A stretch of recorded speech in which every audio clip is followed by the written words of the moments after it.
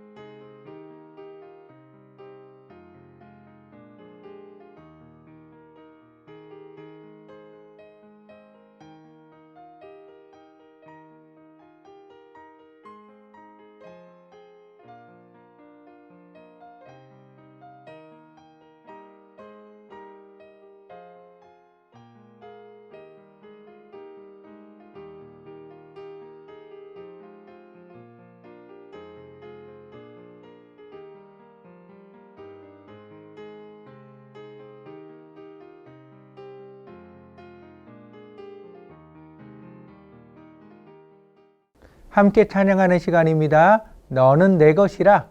우리 찬양하시겠습니다.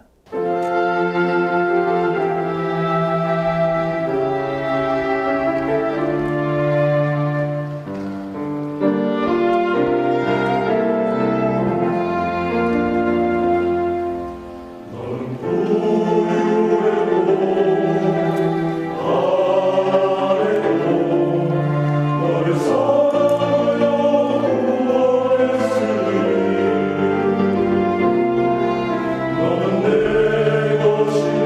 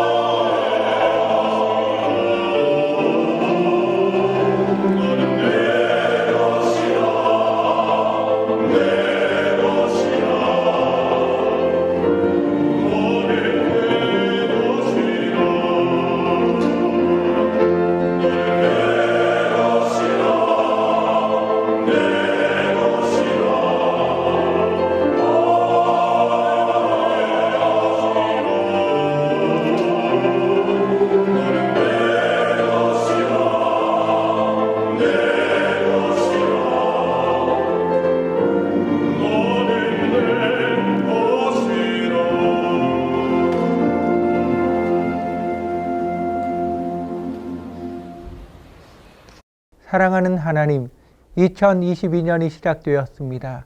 새롭게 시작되는 1년, 하나님과 말씀을 위해서 구별된 삶을 살게 하소서.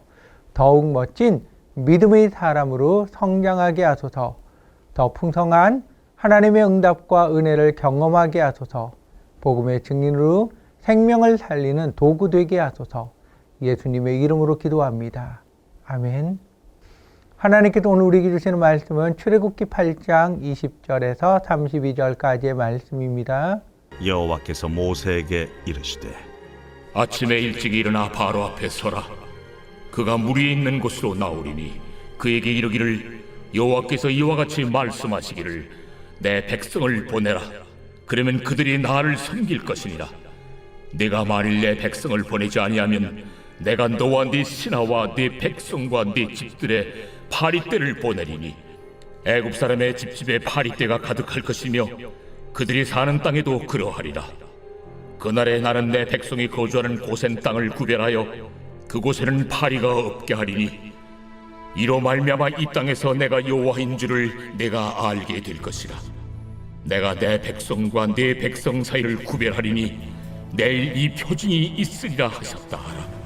하시고 여호와께서 그와 같이 하시니 무수한 파리가 바로의 궁과 그의 신하의 집과 애굽 온 땅에 이르니 파리로 말미암아 그 땅이 황폐하였더라.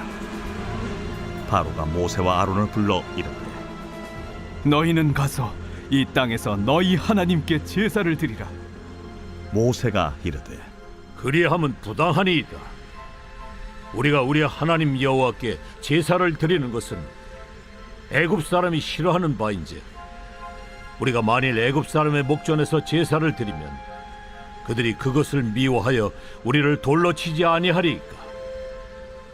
우리가 사흘길쯤 광야로 들어가서 우리 하나님 여호와께 제사를 드리되 우리에게 명령하시는 대로 하려 하나이다. 내가 너희를 보내리니 너희가 너희의 하나님 여호와께 광야에서 제사를 드릴 것이나 너무 멀리 가지는 말라. 그런즉 너희는 나를 위하여 간구하라. 내가 왕을 떠나가서 여호와께 간구하리니 내일이면 파리떼가 바로와 바로의 신하와 바로의 백성을 떠나려니와 바로는 이 백성을 보내어 여호와께 제사를 드리는 일에 다시 거짓을 행하지 마소서. 모세가 바로를 떠나 나와서 여호와께 간구하니 여호와께서 모세의 말대로 하시니 그 파리떼가 바로와 그의 신하와 그의 백성에게서 떠나니 하나도 남지 아니하였더라. 그러나 바로가 이때에도 그의 마음을 완강하게 하여 그 백성을 보내지 아니하였더라.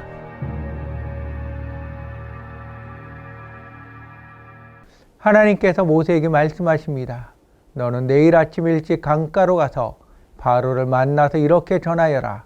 이스라엘 백성을 보내지 않으면 내일 이집트 온 땅이 파리로 가득하게 될 것이다. 그러나 내 백성이 사는 고센 땅에는 파리 한 마리 찾아볼 수 없을 것이다.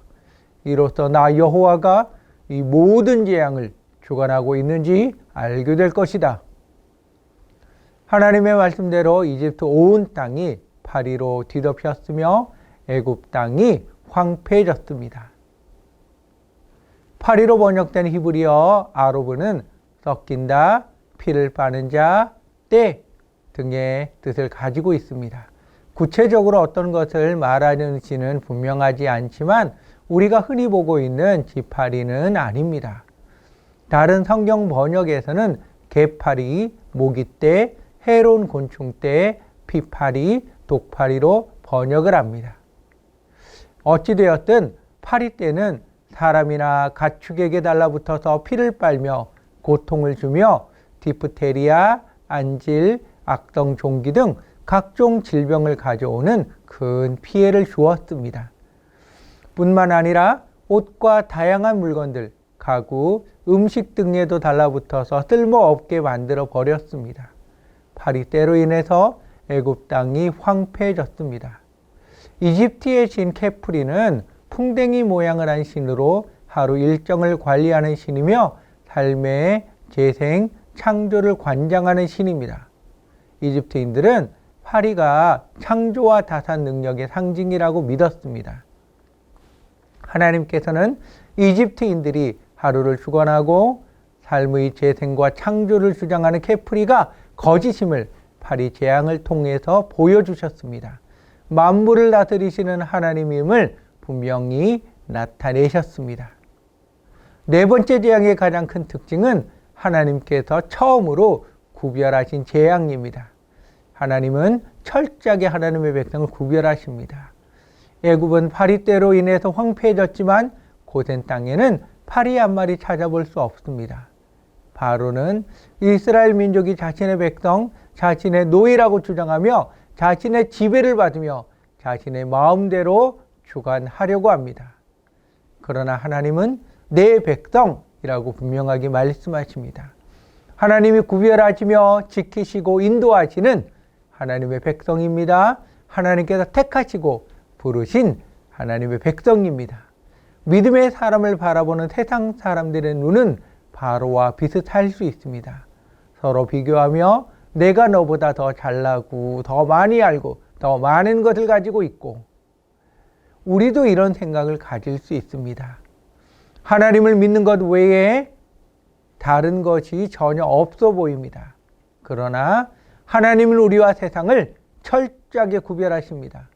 약속을 따르는 자와 육체를 따르는 자로 철저하게 나누십니다. 약속을 따르는 자에게 우리는 믿음과 말씀으로 사는 것입니다. 두 번째 특징은 이스라엘 백성이 구별한 것이 아니라는 것입니다. 하나님께서 구별하셔서 재앙이 피하도록 해주신 것입니다. 이집트는 원래 파리가 많은 곳입니다. 그런데 하나님께서 행하신 구별로 인해서 고센 땅에는 파리를 찾아볼 수 없게 된 것입니다. 믿음의 사람은 하나님에 의해서 빛이 나는 사람입니다. 지금 이스라엘 민족의 모습은 고센 땅에서 노예로 살고 있습니다. 그들의 신분이 변하고 삶이 변한 것이 아닙니다. 하나님에 의해서 철저하게 구별된 것입니다. 파리 재앙 가운데 애굽 사람들이 볼 때 아마도 고센 땅은 낙원으로 보였을 것입니다. 세 번째 특징은 예배하는 백성입니다. 그리고 예배를 위해 시간과 장소를 구별하는 사람입니다. 급한 바로는 모세를 부릅니다. 이 땅에서 제사를 드려라. 세상 사람들은 우리들이 시간과 장소를 구별하는 것을 이해하지 못합니다. 예배 한번 빠져도 되지?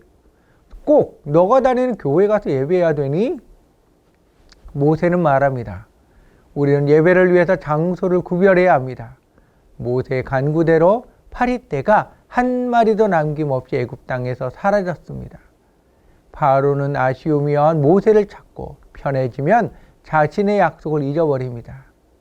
우리들은 바로와 다릅니까? 급하면 하나님을 찾고 편하면 내 삶을 중심으로 살고 있지는 않습니까? 자, 오늘의 말씀을 기억하며 하나님께서 나에게 주신 말씀을 나누는 시간입니다. 하나님을 믿는 나는 무엇을 구별하고 있습니까? 구별하는 것을 통해서 어떤 은혜를 누리고 계십니까? 서로 말씀을 나누시기 바랍니다.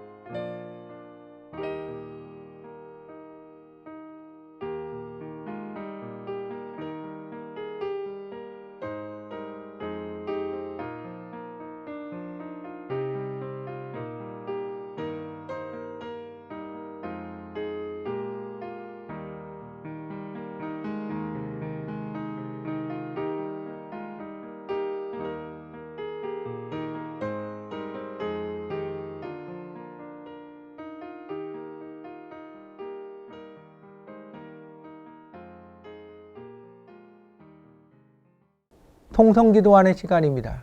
서로 손을 잡고 허그하셔도 좋습니다. 말씀을 듣고 깨닫고 결단한 것을 위해서, 서로를 위해서 기도하시기 바랍니다.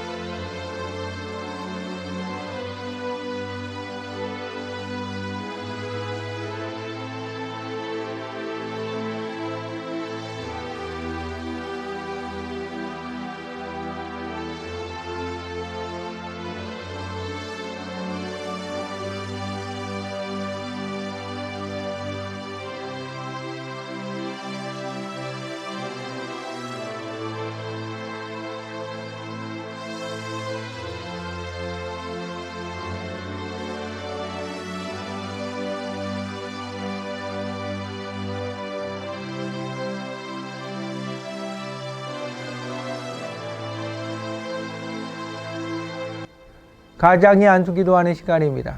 가장 되시는 분은 가족의 머리 위에 손을 얹고 축복 기도하시기 바랍니다.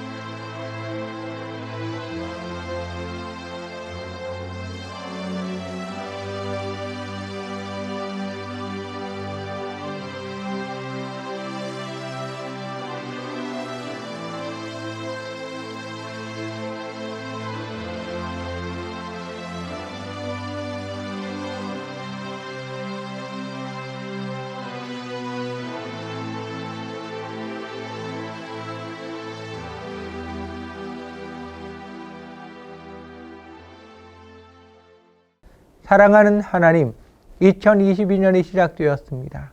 하나님께서 저에게 주신 말씀을 붙들고 2022년의 첫 걸음을 내딛습니다. 말씀하시고 말씀대로 역사하시는 하나님, 주신 말씀을 붙들고 믿음으로 선포하며 소망의 걸음을 뗍니다. 하나님을 알므로 풍성한 한 해, 하나님을 누림으로 행복한 한 해, 하나님의 은혜로 감사한 한 해 되게 하소서. 예수님의 이름으로 기도합니다. 아멘. 하늘에 계신 우리 아버지여, 이름이 거룩히 여김을 받으시오며 나라 임하옵시며 뜻이 하늘에서 이룬 것 같이 땅에서도 이루어지이다. 오늘날 우리에게 일용할 양식을 주옵시고 우리가 우리에게 죄 지은 자를 사하여 준 것 같이 우리의 죄를 사하여 주옵시고 우리를 시험에 들게 하지 마옵시고 다만 악에서 구하옵소서. 대개 나라와 권세와 영광이 아버지께 영원히 싸움나이다. 아멘. 사랑의 나눔 시간입니다. 허가하시며 축복의 말을 나누시기 바랍니다.